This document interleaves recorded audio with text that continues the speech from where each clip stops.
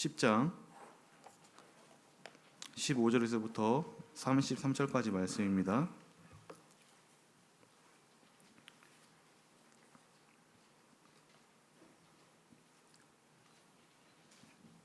네, 말씀이 좀 긴데요. 우리 한 절씩 교독하도록 하겠습니다. 고린도전서 10장 15절부터 33절까지 말씀입니다. 제가 먼저 읽겠습니다. 나는 지혜 있는 자들에게 말함과 같이 하노니 너희는 내가 이르는 말을 스스로 판단하라.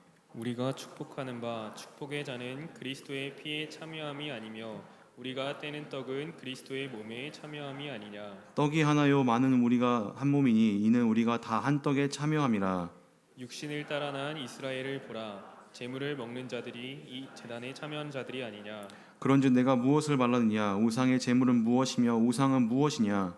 무릇 이방인이 제사하는 것은 귀신에게 하는 것이요 하나님께 제사하는 것이 아니니 나는 너희가 귀신과 교제하는 자가 되기를 원하지 아니하노라. 너희가 주의 잔과 귀신의 잔을 겸하여 마시지 못하고 주의 식탁과 귀신의 식탁에 겸하여 참여하지 못하리라. 그러면 우리가 주를 노여워하시게 하겠느냐. 우리가 주보다 강한 자냐. 모든 것이 가하나 모든 것이 유익한 것은 아니요 모든 것이 가하나 모든 것이 덕을 세우는 것은 아니니 누구든지 자기의 유익을 구하지 말고 남의 유익을 구하라. 무릇 시장에서 파는 것은 양심을 위하여 묻지 말고 먹으라. 이는 땅과 거기 충만한 것이 주의 것임이라. 불신자 중 누가 너희를 청할 때에 너희가 가고자 하거든 너희 앞에 차려놓은 것이 무엇이든지 양심을 위하여 묻지 말고 먹으라. 누가 너희에게 이것이 재물이라 말하거든 알게 한 자와 그 양심을 위하여 먹지 말라. 내가 말한 양심은 너희 것이 아니요 남의 것이니 어찌하여 내 자유가 남의 양심으로 말미암아 판단을 받으리요. 만일 내가 감사함으로 참여하면 어찌하여 내가 감사하는 것에 대하여 비방을 받으리요. 그런즉 너희가 먹든지 마시든지 무엇을 하든지 다 하나님의 영광을 위하여 하라. 유대인에게나 헬라인에게나 하나님의 교회에나 거치는 자가 되지 말고. 우리 함께 읽겠습니다. 나와 같이 모든 일에 모든 사람을 기쁘게 하여 자신의 유익을 구하지 아니하고 많은 사람의 유익을 구하여 그들로 구원을 받게 하라. 아멘. 지난주 여러분들 축구를 좋아하시는 형제분이 많겠지만요. 지난주에 우리가 되게 이슈가 됐던 게 뭐였죠? 해외 축구 토픽 중에 하나가 슛돌이가 파리에 간 그런 사건이 있었는데요. 다들 관심이 별로 없으신가 보네요. 네, 이강인 선수가 이제 파리 생제르맹에 갔는데 제가 평소에 이제 축구팀에 대해서 많이 관심이 있어가지고 제가 곰곰이 생각을 했습니다. 여러분들 그 축구팀을 한번 상상해 보세요. 프로 축구팀이 만약에 성적이 좋지가 않고 계속해서 경기력이 떨어진다고 칩시다. 그러면은 그 감독은 무엇을 해야겠죠? 선수를 바꿔야겠죠. 좋은 선수를 영입해서 그 선수를 이제 등록시키고 또 훈련을 시키고 또 그 선수들을 좋은 포지션에 넣어서 또 좋은 전술을 맞춰서 해야 합니다. 자, 그런데요. 선수를 바꾸고 코치진을 바꾸고 그리고 전술을 바꿔도 성적이 오르지 않고 팀의 경기력이 오르지 않으면 어떻게 되죠? 그 다음은 뭘 해야 되죠? 감독을 잘라야 합니다. 왜 그래요? 문제가 감독에게 있기 때문이라는 거예요. 이해가 되시죠? 자, 이걸 한번 우리 공동체에 한번 대입을 해보겠습니다. 여러분들 선수를 탓할 수는 없습니다. 코치를 탓할 수도 없고요. 감독을 탓할 수도 없습니다. 저는 축구를 보면서 그런 생각을 했습니다. 아니 왜 우리 공동체는 내가 아무리 얘기를 하고 사랑을 이야기하고 연합을 이야기하고 좋은 본을 보이자라고 이야기를 하는데 왜 갈수록 문제가 생기고 단합이 안 되고 연합이 안 될까? 이런 개선의 여지가 보이지 않는 것은 결국 내 책임이구나라는 그러한 생각을 해봤습니다. 고린도전서에서 등장한 사도 바울도 아마 저와 비슷한 생각일 겁니다. 왜냐하면 그는 리더였거든요. 그는 지도자였습니다. 고린도 교회를 세웠던 그 인원들에게 세례를 베풀고 그들에게 복음을 전파했던 그런 리더였습니다. 그의 거의 이 고린도 전후서에 나오는 메시지는 거의 일맥상통합니다. 주제도 거의 비슷비슷하고요. 크게 어긋나 있지 않습니다. 집요하게 하나의 메시지를 파고듭니다. 그의 메시지는 무겁고 진지하며 그리고 그 한마디 한마디가 뼈가 있는 그런 말이었습니다. 왜냐하면 그 사도 바울은 지금 몸은 고린도 교회를 떠나 있지만 늘 그들을 생각하고 사랑했던 진정한 리더였기 때문입니다. 그가 고린도 교회와 아무 연관이 없고 아무 관련이 없다면 이런 긴 편지를 쓸 일도 없었겠죠. 그리고 두 번이나요.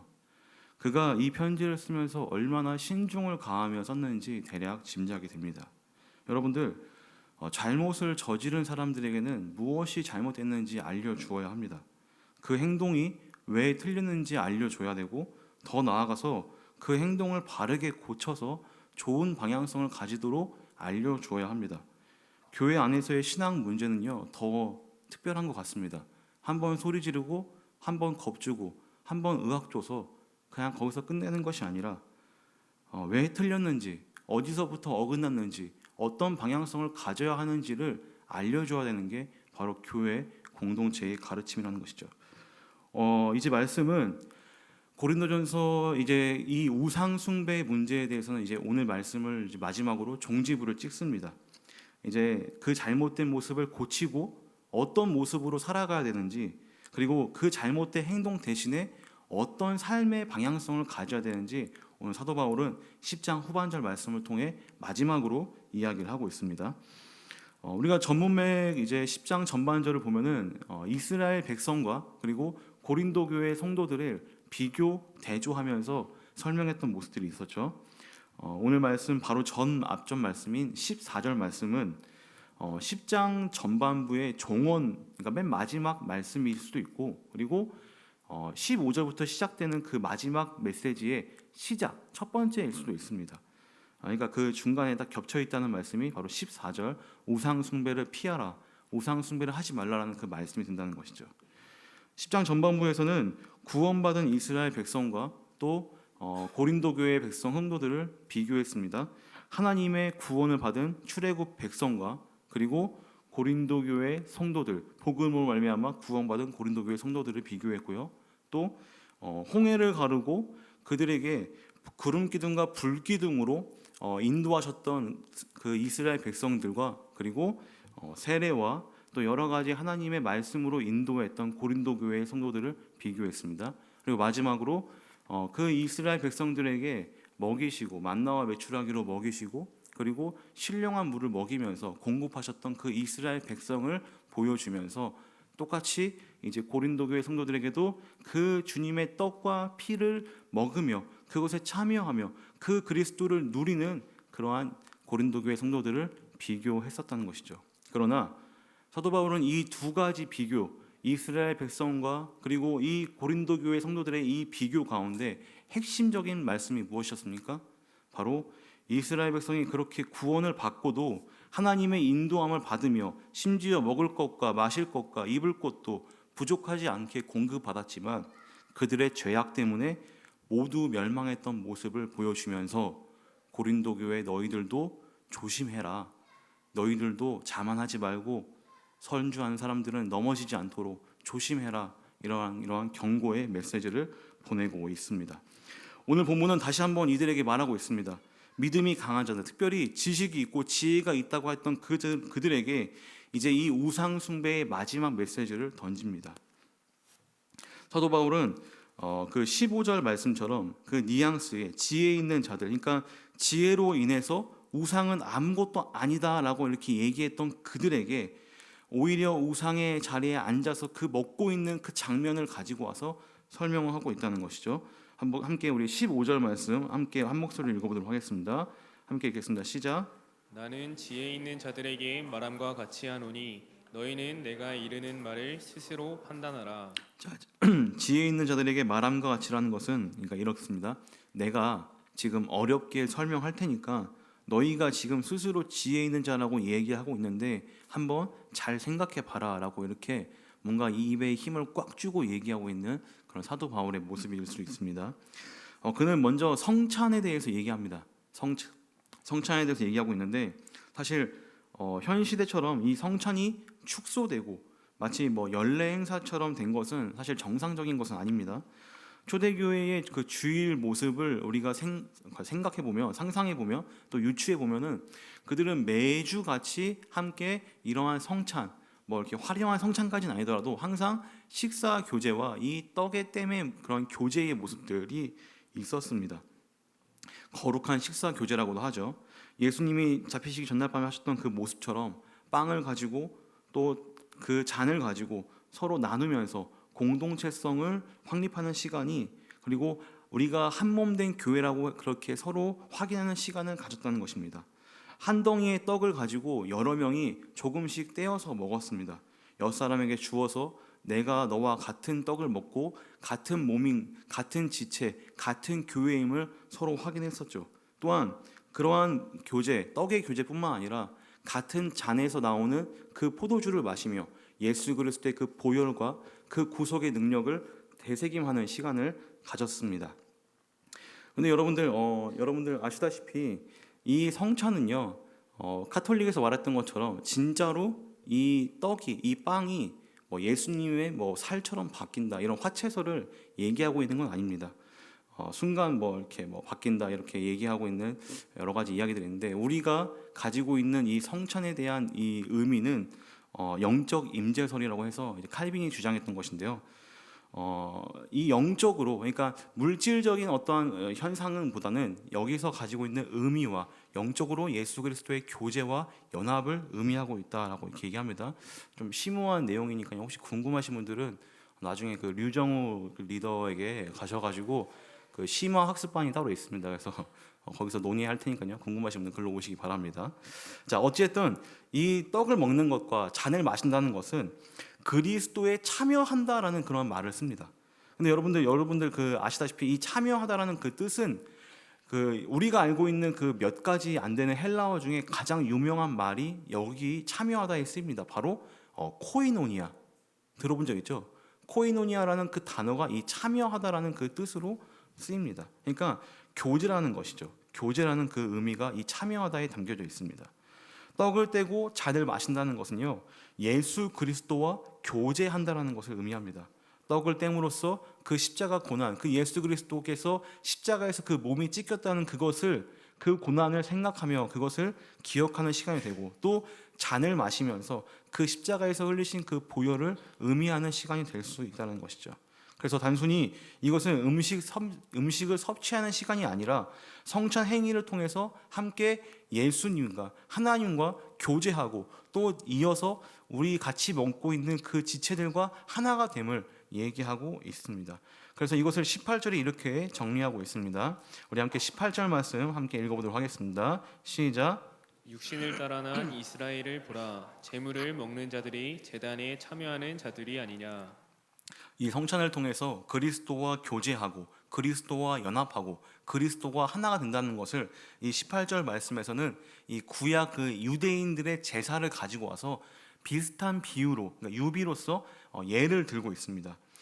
이 육신에 난 그 이스라엘 백성들이 하나님께 제물을 가지고 와서 번제를 드리죠. 그리고 그 번제를 드리고 태워서 끝내는 것이 아닙니다.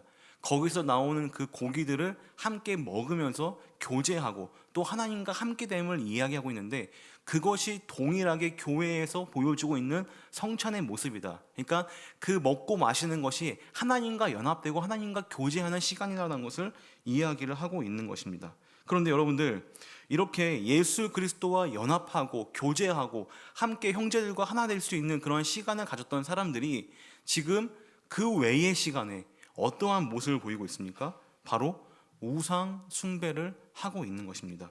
이 우상 숭배는요, 단순한 게 아닙니다. 사도 바울이 좀 어렵게 설명한다고 했잖아요. 그러니까 자세히 말하자면 그 우상 자체는 아무것도 아닙니다. 그러나 그 우상 뒤에 있는 그 존재를 이야기하고 있습니다. 바로 무엇이다? 20절 말씀처럼 귀신의 존재, 악한 존재, 세상 공중 권세 잡은 자, 하나님과 대척점에 있는 그 사탄의 세력이 우상의 배후에 있다는 것이죠. 그러기에 우상의 자리에서 그곳에서 먹고 마시는 그 행위가 아무 의미 없는 것이 아니라 어떻게 얘기하고 있다? 바로 하나님과 그 그리스도의 잔에 참여했던 그들이 지금은 귀신과 교제하고 귀신과 함께하는 그러한 자리에 있다라는 것을 아주 명백한 잘못을 이야기해주고 있습니다. 20절 말씀 함께 읽겠습니다. 어떻게 얘기하고 있는지 보도록 하겠습니다. 함께 읽겠습니다. 시작. 무릇 이방인이 제사하는 것은 귀신에게 하는 것이요 하나님께 제사하는 것이 아니니 나는 너희가 귀신과 교제하는 자가 되기를 원하지 아니하노라. 여러분들 그 절에 가면은 그 불상들을 볼 수 있죠. 그리고 그 4명 그 뭐죠? 4대 천왕인가? 그 이상한 무섭게 생긴 사람들 다 어떤 존재들이죠? 불상은 뭐 금속으로 만든 재질이고 또 그 나무들에 그 새겼던 그런 것들은 다 그냥 재질은 나무뿐인 그러한 우상들입니다. 그런데 여러분들 절에 가면은 느낌이 좋나요? 절에 다들 안 가보셨어요? 저 호합사 안 가보셨어요? 절에 가면요 그 느낌이 썩 좋지는 않습니다. 뭐 고즈막한 분위기가 좋다고 하시는 분들이 있는데 거기서 풍겨오는 그런 영적인 뭔가 안 좋은 쎄함이 좀 있습니다. 또 더 직접적으로 여러분들이 느낄 수 있는 것은 그 절이 아니라 그 뭐죠 그 굿 보는데 그 뭐라 그러죠 거기 전 보는 곳 그런 곳이 많은 골목들이 있습니다. 예전에 독산동 이쪽이 그게 많았다고 해요. 근데 제가 알기로는 저희 난곡 쪽 가면은 한 30여 개가 이렇게 쫙 골목에 있는 그런 곳이 있습니다. 거기 지나가면 느낌이 어때요? 궁금하면 가보시기 바랍니다. 저 대학동 쪽에 있으니까요. 좀 그래요. 좋지 않습니다. 여러분들 지혜와 지식이 있는 그 고린도교의 강한 자들은 하나만 알고 둘은 몰랐습니다. 우상은 아무것도 아니다 이렇게 자부하면서 그 자리에 들어갔지만 사실 그곳에서 먹었던 것, 그곳에서 누렸던 것, 그곳에서 행하였던 것들은 아무것도 아닌 게 아니었죠. 쉽게 말해 귀신과 교제하고 귀신의 영향을 받으며 귀신에 참여하는 그러한 행동을 보였다는 것입니다. 이것은요 고린도 교회 성도들을 사도 바울은 용납할 수 없는 문제였습니다. 하나님과 귀신이 같이 있을 수 없고 예수 그리스도와 우상이 한 몸에 있을 수는 없었던 것입니다. 21절과 22절 말씀 이렇게 얘기합니다. 제가 한번 읽어보겠습니다. 너희가 주의 잔과 귀신의 잔을 겸하여 마시지 못하고 주의 식탁과 귀신의 식탁에 겸하여 참여하지 못하리라. 그러면 우리가 주를 노여워하시게 하겠느냐? 우리가 주보다 강한 자냐? 여러분들 이런 행위가 어떠한 결과를 불러일으킬 수 있습니까? 하나님을 노엽게 하여서 멸망당한 출애굽 1세대처럼 하나님을 기만하는 행위를 지금 그 강한 자들, 지혜 있는 자들, 지식 있는 자들이 하고 있습니다. 인간의 그 하찮은 지식으로 말미암아 전능하신 하나님을 노엽게 하고 있고요. 또 심지어 그 모습을 통해서 다른 여러 지체들을 시험에 들게 하고 힘들게 하는 모습을 보여주고 있습니다. 엄청난 잘못을 저지르고 있다는 것이죠. 저는요 이 강한 자들에 대해서 조금 더 생각을 해봤습니다. 이 지식이 있는 자들, 이 지혜가 있는 자들, 이들은 이런 것뿐만 아니라 경험도 많았을 것이고 또 사회적으로 어느 정도 지위와 직책이 있었던 사람인 것 같습니다. 그러기에 더욱 교만한 자리로, 더욱 뻔뻔한 자리로 나아갔다는 것이죠. 나이가 든다는 것, 그러니까 경험이 많아진다는 것은요 결코 좋은 게 아닌 것 같습니다. 머리가 굳어지고 경험으로 인해서 그러니까 도출되는 값이 예측되는 나이가 되면 그러니까 이러한 상황과 어떤 환경이 이렇게 흘러가겠구나 이러한 경험이 쌓이다 보면요 그때부터가 바로 교만하기 쉬운 나이인 것 같습니다. 차라리 좀 어리숙하고 자신에 대해서 신뢰하지 않으며 나 자신에 대해 부족함이 많고 연약하다고 느끼는 게 차라리 나은 것 같습니다. 이제 사도 바울은 그 잘못을 그들이 행했던 그 잘못된 것들을 어떻게 고쳐야 되는지를 알려주고 있습니다.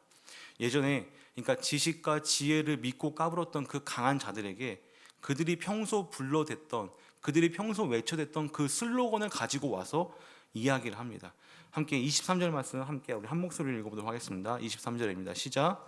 모든 것이 가하나 모든 것이 유익한 것은 아니요 모든 것이 가하나 모든 것이 덕을 세우는 것은 아니니. 모든 것이 가능하나 모든 것이 유익한 건 아니고 모든 것이 다 가능하나 모든 것이 다 교회를 바로 세우는 것은 아니다 라고 그들의 슬로건을 교정해주고 있습니다. 여러분들 그리스도인들은 자유합니다. 맞습니다. 그런데요 그 자유가 다 좋은 게 아닙니다. 또 우리는 자유롭게 생활하고 활동하고 또 행동할 수 있지만 그것이 다 좋고 덕을 세우는 것은 아닙니다. 진정한 자유, 건강한 자유에는요 전제 조건이 있습니다. 24절 말씀 이렇게 얘기합니다. 누구든지 자기의 유익을 구하지 말고 남의 유익을 구하라. 여러분들, 자유와 사랑을 놓고서 두 개 중에 어떤 것이 더 우선이 되어야 됩니까? 자유가 우선이 되어야 됩니까? 사랑이 우선이 되어야 됩니까? 나의 신앙의 자유와 신념이 먼저입니까? 아니면 지체들을 향한 사랑과 배려가 먼저입니까? 자유보다는 사랑이 먼저라는 것입니다. 기독교는 이런 종교입니다. 나의 자유와 나의 유익과 내가 우선이 되는 것이 아니라 다른 이들, 지체들, 공동체가 시험에 들지 않게끔 그들의 유익을 먼저 생각하는 것이 우리 기독교가 말하는 정신입니다. 다 자기만 잘났고 자기만 옳고 자기의 유익만 구하고 있으면 뭐하러 교회에 옵니까? 산에 가서 혼자 돌을 닦죠. 하나님의 영광을 위해서, 하나님을 예배하기 위해서 신실한 모습으로 나아가는 것이요. 말씀은 뭐라고 하고 있는지 아십니까? 31절, 32절, 33절 말씀입니다. 우리 함께 한 목소리를 읽겠습니다. 시작. 그런즉 너희가 먹든지 마시든지 무엇을 하든지 다 하나님의 영광을 위하여 하라. 유대인에게나 헬라인에게나 하나님의 교회에나 거치는 자가 되지 말고 나와 같이 모든 일에 모든 사람을 기쁘게 하여 자신의 유익을 구하지 아니하고 많은 사람의 유익을 구하여 그들로 구원을 받게 하라. 32절 말씀 마지막 부분이 저의 마음을 찔렀습니다. 하나님의 교회에나 거치는 자가 되지 말고. 여러분, 저는 계속 얘기했습니다. 뭐라고요? 서로 져줍시다. 서로 존중합시다. 서로 사랑합시다. 우리가 저기 있는 한 영혼 한번 구해봅시다. 함께 해봅시다라고 우리의 슬로건을 외쳤습니다. 우리가 서로 좋은 신앙의 모습이 되어서 선배가 되어서 함께 우리 후배들을 잘 이끌어 봅시다 라고 이야기를 했습니다. 그런데요, 제가 이 이야기를 하나 해주고 말씀을 마치려고 합니다. 그 에어컨 좀 켜주시겠어요? 저한테는 그 동생이 하나 있습니다. 여동생이에요. 여동생인데 저랑 닮은 곳이 딱 한 군데 있습니다. 뭔지 아세요? 얼굴 색깔이 닮았어요. 여잔데 좀 시커맵니다, 친구. 91년생이에요. 91년생. 그래서 제가 91년생들에 대한 그 애틋한 마음이 있습니다. 91년생 잠깐만 이렇게 표시만 잠깐 해볼게요. 91년생. 나 91년생. 애틋한 마음이 있어요. 제 동생 같아서 그냥 반말이 막 이렇게 나오는데 이렇게 참고 있습니다. 제 동생은요, 여기 서울 여기 근처에 이제 조그만한 그래도 적당한 교회 청년부를 다녔었고요. 거기는 저희 집사람의 모교회이기도 합니다. 제 동생이 그 청년부에서 회장을 했어요. 잘난 건 아니고 이렇게 주가 이렇게 우리 황 회장님처럼 이렇게 이런 어마어마한 자리는 아니고요. 예, 좀 규모가 있는 교회이지만 회장을 했고 또 리더를 했어요. 근데 저한테 이렇게 얘기를 하더라고요. 오빠, 나 남자친구가 생겼어. 이러는 거예요. 야, 오빠, 그러니까 동생을 가진 오빠들은 다 어떤 반응을 보입니까? 야, 무슨 네가 여자친구 무슨 네가 무슨 말, 걔는 남자는 뭘 잘못을 했길래 무슨 널 근데 오빠 연하야 그러는 거예요. 몇 살 차인데? 그러니까 10살 차이 나.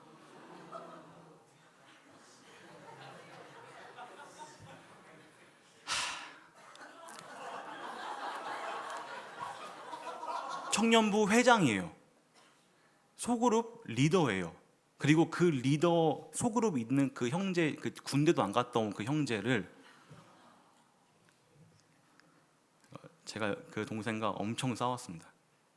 그리고 사실 이 사건에서 저는 이 두 가지를 다 적용을 할 수 있어요. 아직까지도 원만하게 풀지 못했습니다. 저는 여러분들, 이게 저는 이 얘기를 듣고 두 명한테 화가 났어요. 두 명. 첫 번째가 누구냐면 당연히 동생한테 화를 내겠죠. 동생한테 있는 욕 없는 욕을 다 박아대면서 이렇게 정신 안 차리냐, 무슨 군대도 안 갔다 온 애 만나냐. 그리고 두 번째로 화났던 사람은 그 청년국 담당 목사님에게 화가 났습니다. 아니, 공동체를 지켜줘야지. 이렇게 지금 말도 안 되는 일이 일어나고 있는데 목사님은 뭘 하고 있냐라고 욕을 했는데 지금 그 욕을 제가 지금 스스로에게 지금 하고 있습니다. 여러분들, 다시 얘기로 돌아가서 동생이 했던 그 연애는 제가 생각했을 때 공동체에 유익하지 않은 연애였던 것 같습니다. 행동이었죠. 오히려 교회를 세우는 것보다 구설수와 비난과 오해를 세우는 행동이었습니다. 그로 인해서 저는 동생과 서먹한 사이가 되었고요. 그래서 저 여러분들에게 연합하고 화합하고 하나가 되자라고 얘기하는데 그게 얼마나 어려운 건지 저도 알고 있습니다. 알면서도 얘기하고 또 시도하고 저도 원만한 관계를 위해서 노력합니다. 그러나 여러분들, 그럼에도 불구하고요, 우리는요 정확한 제스처, 아니 기독교인, 아니 그리스도인으로서 할 수 있는 그 제스처를 취해야 합니다. 그 제스처가 뭡니까? 나만 좋으면 됐지, 나만 행복하면 됐지, 이러한 모습이 아닙니다.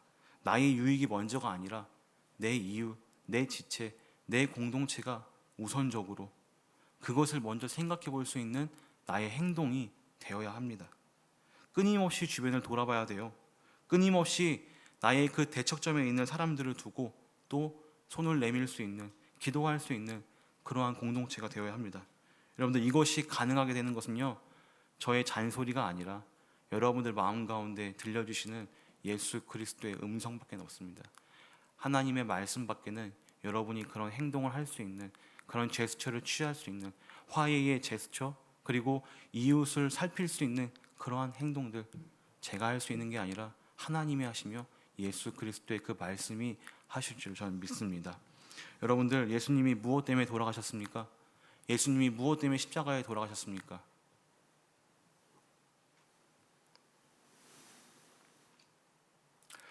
여러분들, 그 예수님의 십자가 때문에 여러분들이 얻은 유익이 무엇인지 한번 생각해 보십시오. 그렇다면 여러분들이 취하고자 하던 그 유익 과감히 포기할 수 있습니다.